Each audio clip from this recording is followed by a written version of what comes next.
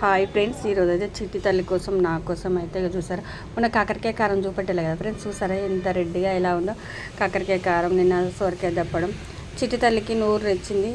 అందుకనే అన్ని చార్ల లాంటివి ఆమెకు కొద్దిగా మంచిగా నూరు టేస్ట్ దొరుకుతుందని ఈరోజు కూడా చల్లచారు చేశాను. నిన్న సొరకాయ దప్పడం చేశాను కదా, అది కొద్దిగా ఉన్నది.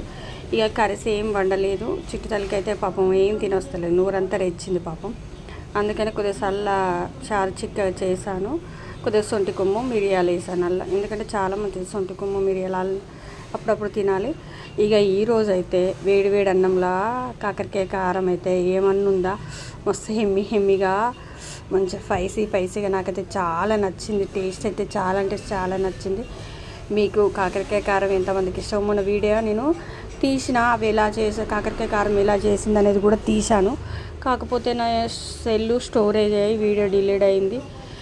ఇక చూసారా, ఇంకా ఇప్పుడైతే ఇక నేను తింటున్నా. ఫస్ట్ అయితే కాకరకాయ కారమే నాకైతే చాలా ఇష్టం కదా, హెమ్మిగా ఏమన్నా ఉందా, సూపర్ స్పైసీగా. వీడియో వేస్తే లైక్, షేర్, సపోర్ట్.